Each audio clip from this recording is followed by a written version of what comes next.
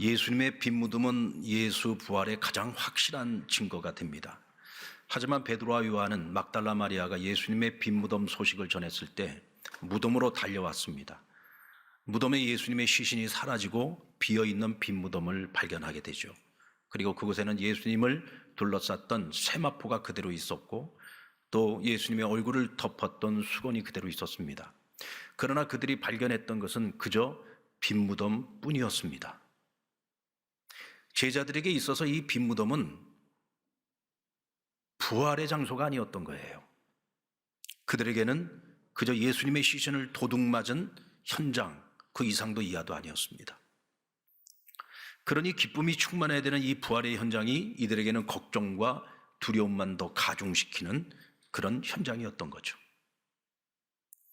오늘 본문 말씀은 부활하신 예수님의 제자들을 찾아오시는 장면인데 제자들이 모여있는 그곳이야말로 마치 무덤과 같은 형국이었습니다. 19절 말씀을 보시면 제자들이 유대인들을 두려워하여 모인 곳의 문을 닫았더라. 문을 꼭꼭 걸어 잠근 겁니다. 왜요? 유대인들이 너무 두려웠습니다. 그들은 스스로 그 두려움 때문에 자신들이 있는 그 방을 무덤으로 만들었던 거죠. 세상과 차단시켰습니다. 그것은 그야말로 무덤이었습니다. 무덤에서 나오신 예수님이 두려움으로 자체 생산된 제자들의 무덤을 찾아오신 겁니다. 이 참 아이러니컬한 일 아닙니까? 예수님께서는 장사되신 지 3일 만에 그 어두운 무덤에서 다시 사시고 무덤에서 나오셨어요. 무덤에서 나오신 예수님께서 마치 무덤과 같은 제자들이 모여있는 그 깊고 어두운 방으로 주님께서 친히 찾아오신 겁니다. 이는 그들을 무덤에서 나오게 할 수 있는 유일한 방법이 부활신앙을 갖게 하는 것이었습니다. 제자들이 두려움의 무덤에 숨어 있는 이유가 무엇일까요? 아직까지 부활신앙이 없습니다. 베드로와 요한은 빈 무덤을 보고 왔지만 아직까지 그들의 마음속에 부활신앙이 없어요. 여러분, 부활신앙이 없으니까 제자들에게 돌아와서 그들이 전혀 선한 영향력을 미치지 못한 겁니다. 그들에게는 그저 더 큰 근심과 더 큰 두려움만 찾아왔어요. 그리고는 다른 제자들에게 찾아와서는 부정적인 영향만 미쳤습니다. 그러니까 두려움과 근심이 더 많아져가지고 아예 그냥 그들이 있는 방문을 빗장을 걸어 잠궈버린 거죠. 세상과 더 단절돼 버린 것입니다. 주님은 그들을 이 두려움의 무덤에서 이끌어내시기 위해 부활하신 몸으로 찾아오셨습니다. 여러분, 제자들이 만약 부활신앙을 갖지 못하게 된다면 이들이 세상에 나가서 할 수 있는 일이 아무것도 없어요. 그들이 무엇을 할 수 있겠습니까? 평생을 실패자로 살아가겠죠. 평생을 사람의 눈을 피해 다니는 도망자 신세가 되고 말 것입니다. 부활신앙을 반드시 가져야 됩니다. 예수님 부활하셨다, 이 사실을 믿고 확신하지 않고서는 아무것도 할 수 없는 것이죠. 제자들을 찾아오신 주님의 첫 마디가 무엇이었습니까? 너희에게 평강이 있을지어다. 그들에게 평안 선언을 하셨어요. 너희가 평안을 누렸으면 좋겠다. 제자들의 심리적 상태가 지금 얼마나 불안한 상태인지를 보여주고 있는 말씀이 오늘 이 평안 선언을 2번이나 반복해서 말씀하고 있다는 거예요. 너희에게 평강이 있을지어다. 왜요? 그들에게 지금 평강이 없기 때문에 그렇습니다. 너무 큰 두려움 때문에 문을 걸어 잠그고 꼭꼭 숨어 있는, 그래서 세상으로 나아갈 생각을 못하고 있어요. 두려워하고 있습니다. 싸워볼 생각을 못하고 있습니다. 영적 전쟁을 스스로 포기하고 있는 것이죠. 주님이 지금 제자들에게 하고 있는 이 평강, 이 샬롬의 선언은요, 그냥 유대인들이 그 길을 가다가 만난 사람들에게 샬롬하고 그저 평화의 인사를 하는 정도의 그런 차원과는 완전히 다른 평강이죠. 주님이 주시는 평강은 이 제자들로 하여금 세상 밖으로 나와서 그들을 핍박하고 그들을 억압하고 심지어는 죽음으로 그들을 위협하는 자들과 당당하게 맞서서 싸울 수 있게 해주는 그런 평강인 겁니다. 그러므로 이와 같은 평강은 지금 두려움에 떨고 있는 제자들이 스스로 자체 생산할 수 있는 그런 평강이 아니에요. 그러니까 오직 주님만이 주실 수 있는 평강인 겁니다. 자, 그렇다면 오늘 주님께서 주시려는 이 평강은 대체 어떤 평강일까?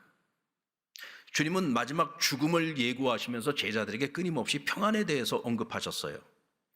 여러분들 요한복음 14장 27절 말씀에 보면 평안을 너희에게 끼치노니 내가 너희에게 평안을 주노라 그랬어요. 나의 평안을 너희에게 주노라. 나의 평안입니다. 왜냐하면 주님께서는 아셨거든요. 이 제자들이 스스로 이 평안을 가질 수 없다는 것을 아셨어요.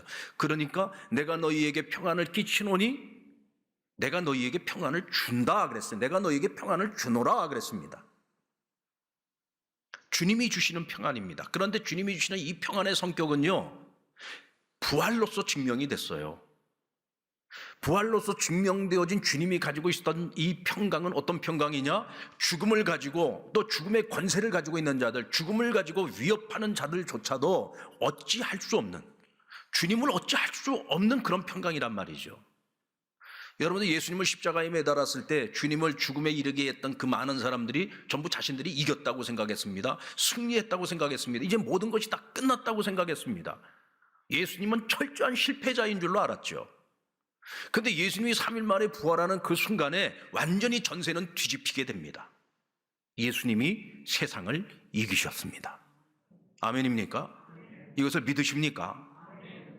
이것이 바로 주님이 가지고 있었던 평안입니다.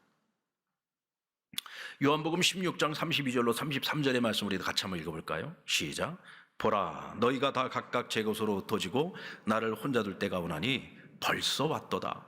그러나 내가 혼자 있는 것이 아니라 아버지께서 나와 함께 계시느니라. 이것을 너희에게 이르는 것은 너희로 내 안에서 평안을 누리게 하려 함이라. 세상에서는 너희가 환난을 당하나 담대하라. 내가 세상을 이기었노라. 죽음이 다가오는 상황 속에서도 주님께서 평안을 잃지 않았던 이유는 하나님 아버지께서 나와 함께 하신다는 거예요.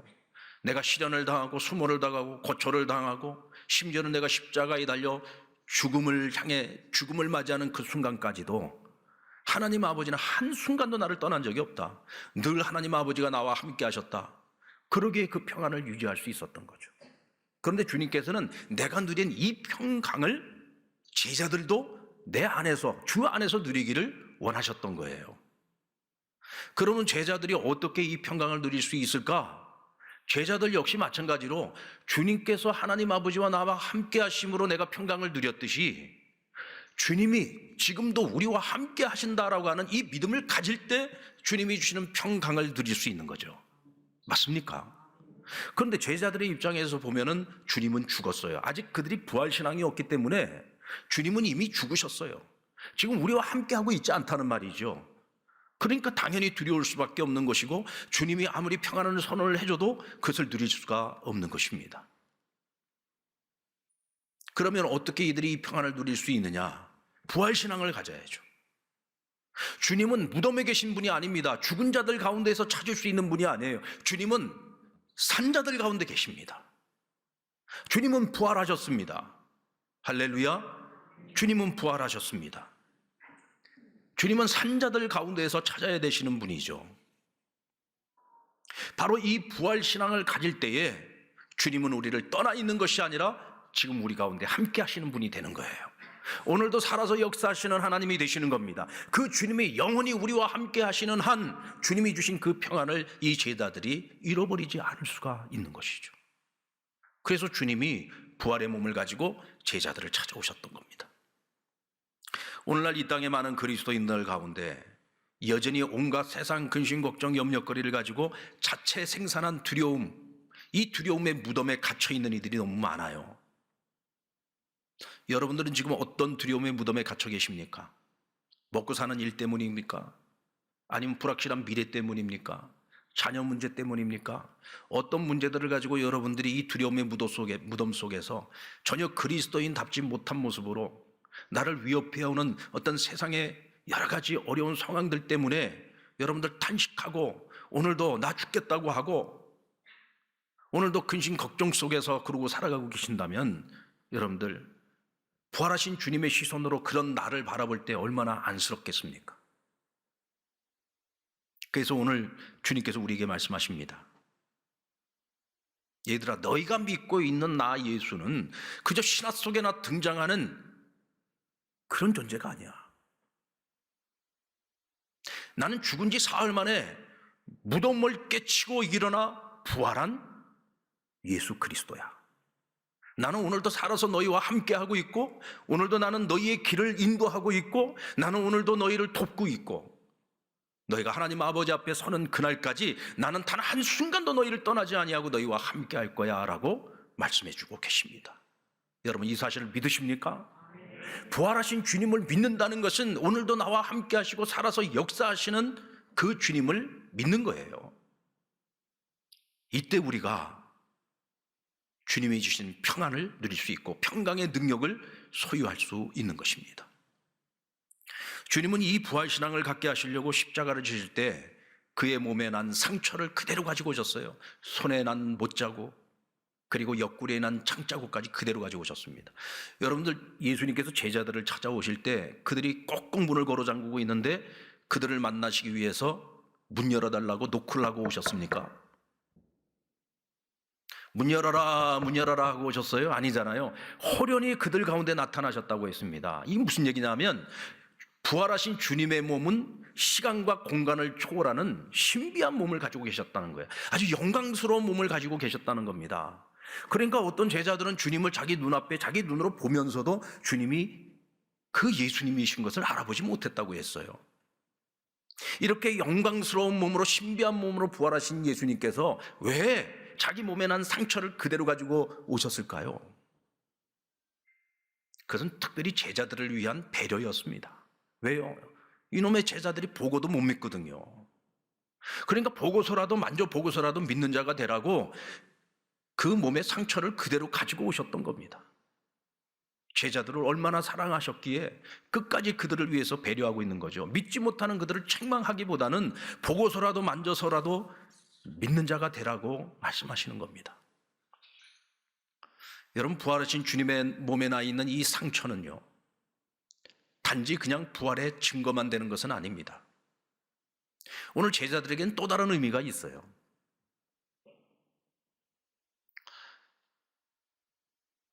주님이 고난의 길을 걸어가실 때 이 제자들은 끊임없이 주님께 충성을 맹세했던 사람들이잖아요. 누가 더 주님을 사랑하는지 사랑의 경쟁까지 했던 사람들입니다.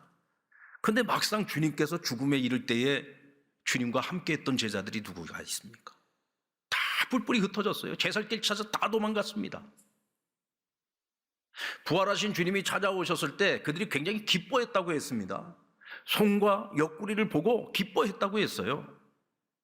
그런데 그 기쁨과 더불어서 어떤 감정이 그들 안에 밀려왔을까요? 부끄러움이죠. 얼마나 부끄러웠을까요? 낯을 들 수가 없었을 겁니다. 그 부끄러움 때문에 다시 무덤으로 들어가고 싶었을 거예요. 그런 제자들의 마음을 아시기에 주님께서 그들에게 평강을 빌어주시는 겁니다. 얘들아, 너무 걱정하지 마, 두려워하지 마, 부끄러워하지 마. 너희는 나를 버렸지만 나는 여전히 너희를 사랑한단다. 나는 여전히 너희를 기뻐하고 있어. 너희를 향한 나의 기대는 내가 한순간도 포기한 적이 없어. 난 지금도 너희를 포기하지 않았어. 그래서 내가 너희에게 찾아온 거야. 이 몸의 상처를 그대로 가지고 너희에게 찾아온 거란다. 평안을 가져. 평안을 누려라. 나의 평안을 누려라. 그들에게 말씀하시는 거죠. 여러분, 혹시 우리들 가운데 부끄러운 나의 죄와 허물 때문에 주님께로 내가 한 걸음을 더 나아가지 못하고 뒷걸음질 치고 내 마음에 빗장을 걸고 주님 앞으로 나오지 못하고 있는 이들이 혹시 있지는 않습니까? 이 목회를 하면서 보면은 성도들 가운데 이런 분들이 꽤 많아요.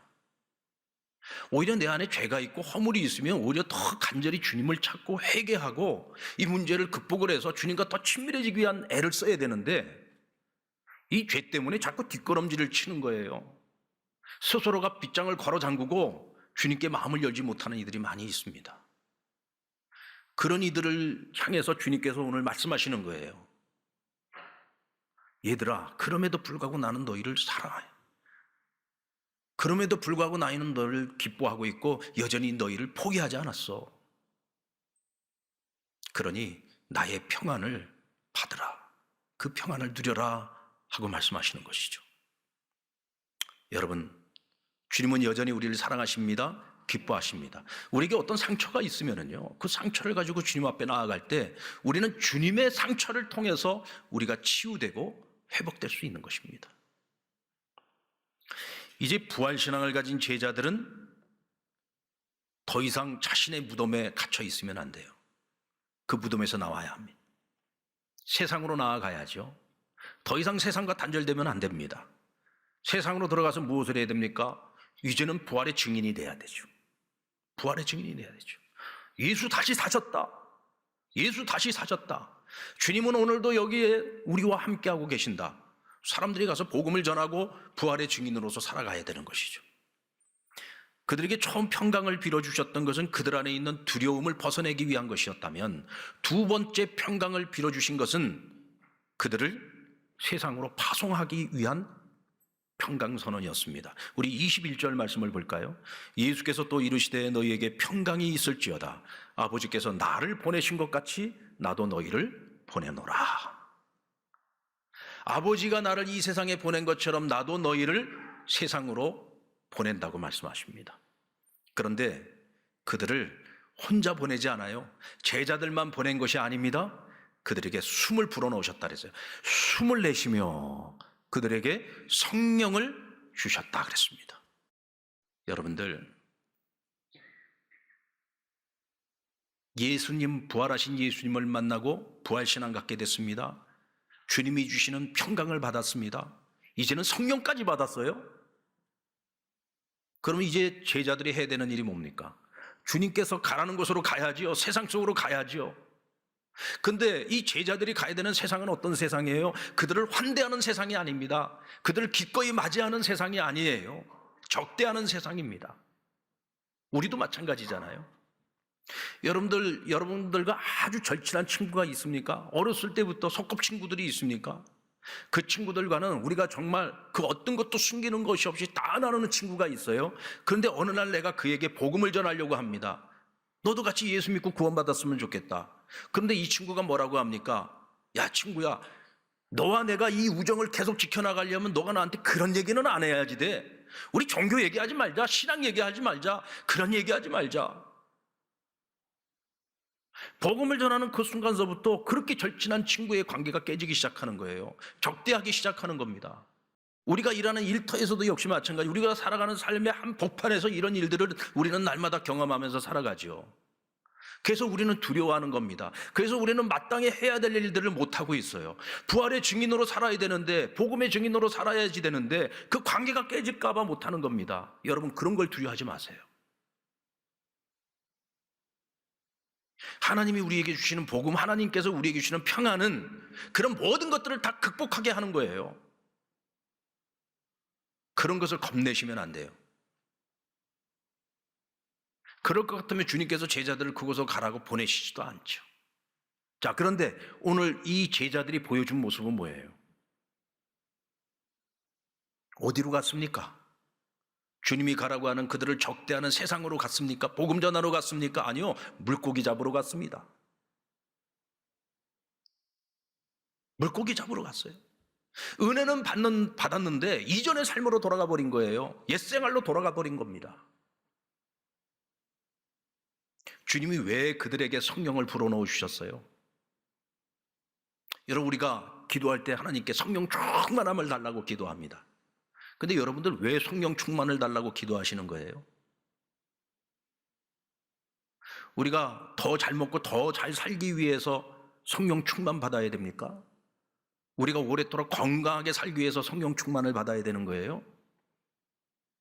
이런 것들을 얻으려면 여러분들 열심히 건강관리하면 돼요. 비타민 열심히 먹고, 내가 하는 일에 남들보다 더 부지런히 일하고 더 열심히 배우면서 열심히 살아가면 내가 여기서 조금 더 잘 먹고 잘 살 수 있어요. 우리 그런 거 얻으려고 예수 믿는 거 아니잖아요. 우리가 그런 것 때문에 성령 충만 받으려고 하는 것이 아니잖아요. 예수님께서 우리에게 성령을 보내신 이유는 우리가 성령님과 함께 하나님께서 우리에게 맡겨주신 부활의 증인, 복음의 증인으로 살아갈 때 성령님께서 함께 역사하여 주심으로 우리가 하나님 나라와 그 지경을 확장시키기 위해서 우리에게 성령을 보내주신 거예요. 담대함을 가지고 나아가서 전하라고. 근데 우리가 맡겨진 전혀 사명으로 그 은혜가 이어지지 않는데 거기서 무슨 성령의 역사가 있겠습니까? 성령이 암만 일하고 싶어도 우리가 성령이 일하실 수 있도록 내가 나아가질 않아요. 내가 그 땅을 밟지 않아요. 아무것도 일어날 수가 없는 거죠.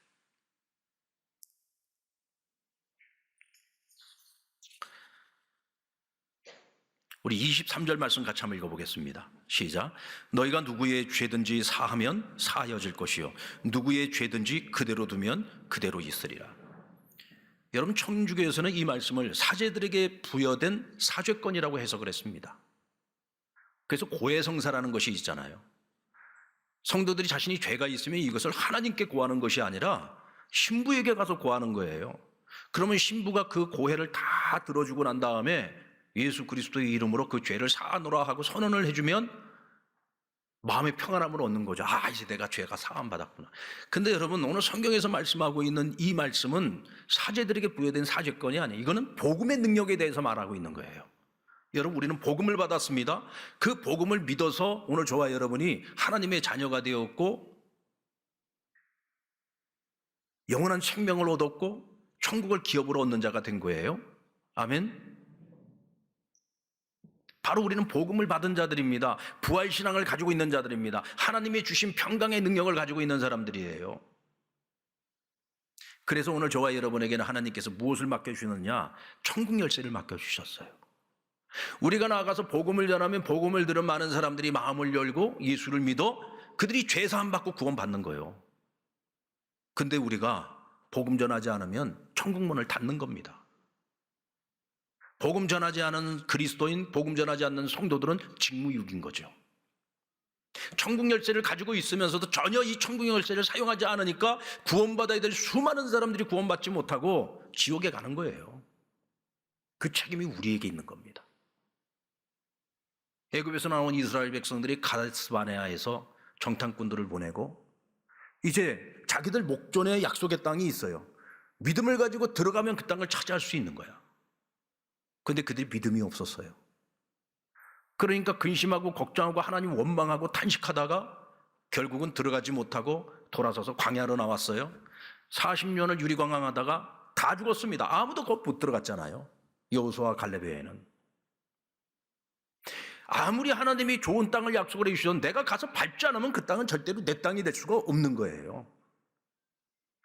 주님께서 우리에게 평강을 주시고 부활신앙을 주시고 오늘 우리에게 사명을 맡겨주셨습니다. 근데 내가 그 사명에 순종해서 가서 그 땅을 밟지 않으면 하나님이 우리에게 약속해 주신, 우리에게 맡겨주신 그 지경을 가서 밟지 않으면 절대로 그 지경은 내 것이 될 수 없어요. 주님이 우리에게 사명을 주셨는데 우리가 그 사명 앞에 순종하지 않으면 받은 은혜가 있는데 그것이 우리가 사명으로 연결되지 않으면 그 모든 것들이 그저 약속으로 끝나고 만다는 거죠. 그 어느 것도 나의 상급이 될 수 없습니다. 그 어떤 것도 하나님이 주시는 약속의 성취가 될 수 없는 거예요.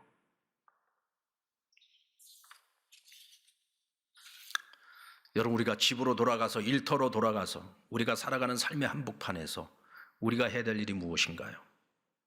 물고기만 잡고 있으면 안 됩니다.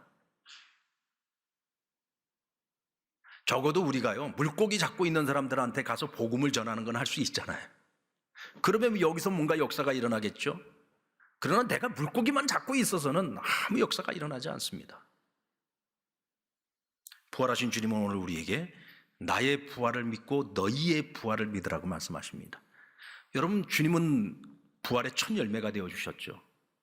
그것을 믿는 자들에게는 예수님 부활하신 것처럼 그 신비하고 영광스러운 몸으로 부활하신 것처럼 언젠가 저와 여러분도 그와 같은 부활의 몸을 갖게 될 것입니다. 아멘입니까? 이 부활신앙을 잃지 않으면 우리는 주님이 주시는 그 평강을 누릴 수 있습니다. 오늘 우리가 스스로 파놓은 두려움의 무덤, 어떤 무덤이 있든지 우리는 거기에 갇혀 있으면 안 돼요. 오늘도 주님은 살아계셔서 우리와 함께 동행하신다는 사실을 믿으시고 그 믿음 안에서 주님 주신 평강을 누리시기 바랍니다. 어떤 상처가 있든지 그 상처를 끌어안고 여러분들 침몰하지 마십시오. 죄와 허물이 있고 어떤 상처가 있거든 주님의 상처에다 그것을 갖다 대세요. 그러면 주님께서 그 상처를 치유해 주십니다. 회복시켜 주십니다. 이제는 우리가 해야 될 일, 더 이상 물고기만 잡는 인생 살지 마십시오. 사람을 낚는 어부가 되시기 바랍니다. 사람 낚는 어부가 되시기 바랍니다. 우리 한번 옆에 분에게 사람 낚는 어부가 되십시다. 그러십시다. 여러분, 이것이 오늘 이 부활의 아침에 부활신앙을 가지고 있는 자들이 마땅히 해야 할 일이고 누려야 할 일이고 살아가야 할 일입니다.